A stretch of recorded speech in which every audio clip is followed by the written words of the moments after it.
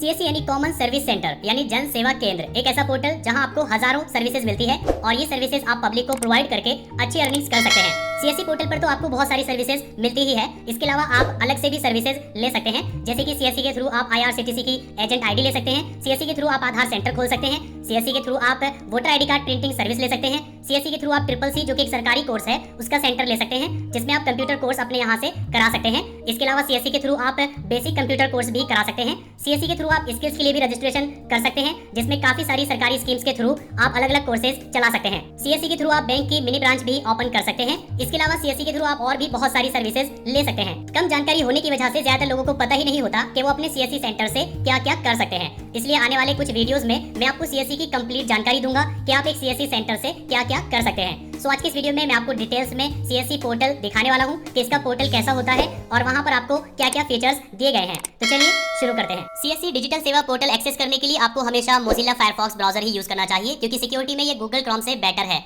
Digital सेवा में login करने के लिए आप टाइप करेंगे digitalseva.csc.gov.in। आपके सामने डिजिटल सेवा पोर्टल आ जाएगा। यहाँ आप लॉगिन पर क्लिक करेंगे। आपको अपनी सीएससी आईडी और पासवर्ड डालकर साइन इन पर क्लिक करना है तो आप यहाँ अपने पोर्टल में लॉगिन हो जाएंगे। अगर आप चाहें तो इसका लाइट वर्जन भी यूज कर सकते हैं अगर आपका इंटरनेट स्लो है। तो ये है सीएससी डिजिटल सेवा पोर्टल। यहाँ से आप सीएससी की हजारों सर्विसेज को एक्सेस कर सकते हैं और अपने कस्टमर्स को प्रोवाइड कर सकते हैं। लेकिन उससे पहले आप इस पोर्टल के बारे में थोड़ा जान लीजिए। यहाँ पर एडवाइस दी गई है मोजिला फायरफॉक्स ब्राउजर यूज करने की। ऊपर राइट साइड में एक ब्रैकेट दिया गया है, इस पर आप क्लिक करके इसको फुल स्क्रीन में कन्वर्ट कर सकते हैं। अगर आपको फुल स्क्रीन से एग्जिट करना है, निकलना है, तो आपको अपने कीबोर्ड से एस्केप बटन प्रेस करना होगा। आप फुल स्क्रीन से एग्जिट हो जाएंगे। रिफ्रेश बटन पर क्लिक करके आप अपने पोर्टल को रिफ्रेश कर सकते हैं जिससे जो भी लेटेस्ट सर्विसेज और नोटिफिकेशंस है वो आपके सामने आ जाएगी। लॉक आइकन पर क्लिक करके आप यहाँ से लॉग आउट कर सकते हैं। राइट साइड में 3 लाइन दी गई है, इस पर क्लिक करके आप टॉगल साइड बार को ओपन कर सकते हैं जैसे कि यहाँ पर आइकन्स शो हो रही है। लेकिन अगर आप चाहते हैं कि आइकन के साथ नाम भी शो हो तो आप यहाँ 3 लाइन पर क्लिक करेंगे, आपके सामने पूरा मेन्यू शो हो जाएगा।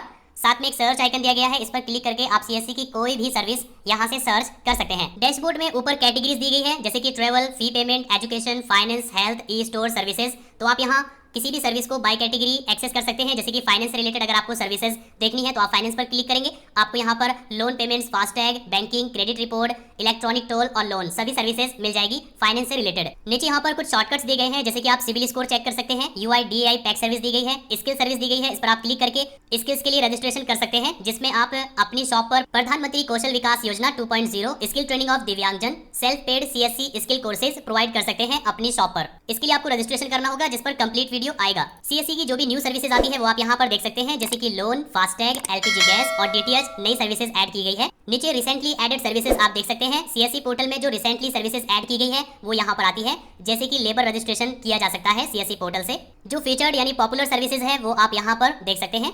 इसके अलावा जो भी आप ट्रांजैक्शंस करते हैं तो रिसेंट ट्रांजैक्शंस आप यहाँ पर देख सकते हैं जैसे कि आपने किसी का बर्थ सर्टिफिकेट बनाया, किसी का इनकम सर्टिफिकेट बनाया या आपने किसी का वोटर आईडी कार्ड प्रिंट करके दिया तो ये सारे ट्रांजैक्शंस आपको यहाँ पर रिसेंट ट्रांजैक्शंस में शो होते हैं। राइट साइड में आपको इंपॉर्टेंट का एक ऑप्शन मिल जाएगा। यहाँ पर जो इंपॉर्टेंट नोटिफिकेशंस और गाइडलाइंस है वो आपको दिखाई जाती है जैसे कि सिस्टम सिक्योरिटी गाइडलाइंस है, इस पर क्लिक करके आप इनको रीड कर सकते हैं। BBPS सर्विसेज आप यहाँ से रजिस्टर कर सकते हैं जिसमें आप किसी भी तरह का बिल पे या रिचार्ज कर सकते हैं। मानधन स्कीम के लिए आप यहाँ से रजिस्टर कर सकते हैं। अपने पैन कार्ड को आपको वैलिडेट करना होगा जो कि आप यहाँ से कर सकते हैं।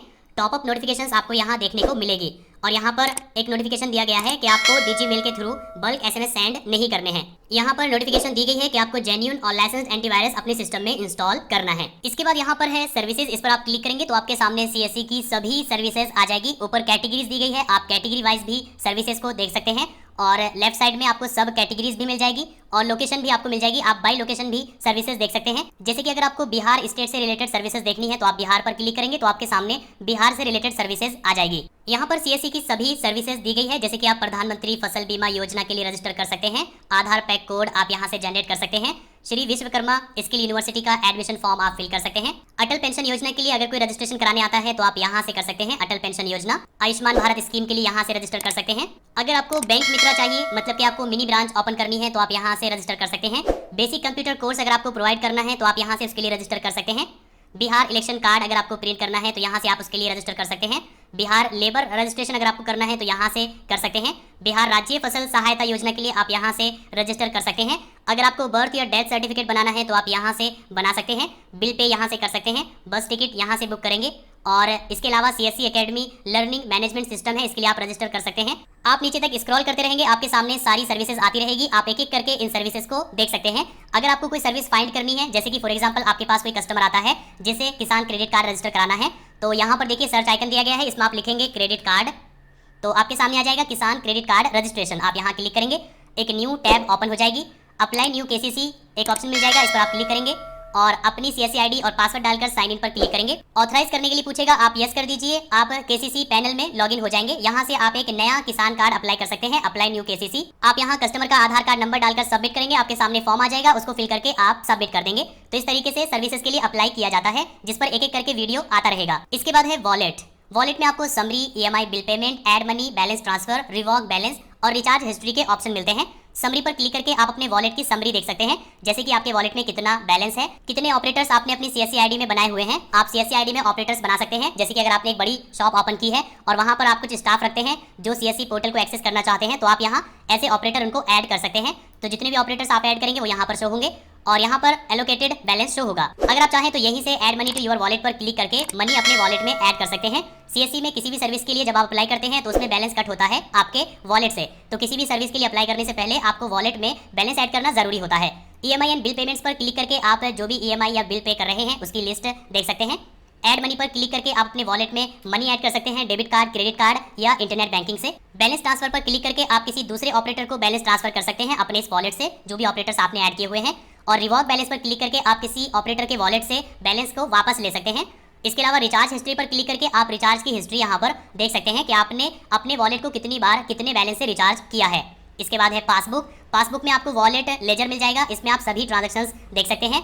जितना भी आपको रिफंड मिलता है वो आप रिफंड में देख सकते हैं, जो कैशबैक मिलता है वो आप कैशबैक में देख सकते हैं। ऑपरेटर का लेजर आप यहाँ पर देख सकते हैं, जैसे कि अगर आपने CSC में कोई ऑपरेटर बनाया हुआ है तो आप उसका पूरा लेजर देख सकते हैं। फंड ट्रांसफर कर सकते हैं आप किसी ऑपरेटर के वॉलेट में यहाँ से, और फंड को आप रिवॉक कर सकते हैं फंड रिवॉक पर क्लिक करके।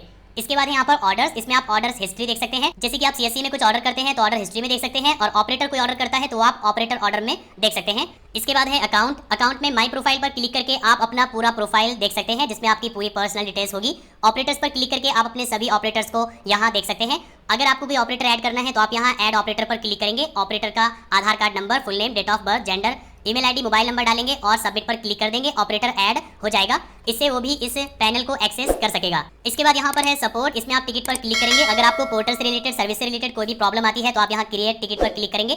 आप चूज कर लेंगे आपकी प्रॉब्लम कैसी है, CSC प्रोडक्ट और सर्विस से रिलेटेड है तो आप पहला ऑप्शन चूज करेंगे। सब्जेक्ट डालेंगे, पूरी प्रॉब्लम यहाँ पर टाइप करके सबमिट कर देंगे, तो आपकी पूरी हेल्प की जाएगी यहाँ पर टिकट के द्वारा। तो ये है आपका CSC डिजिटल सेवा पोर्टल, जिसको आप अच्छी तरीके से अब तक समझ गए होंगे।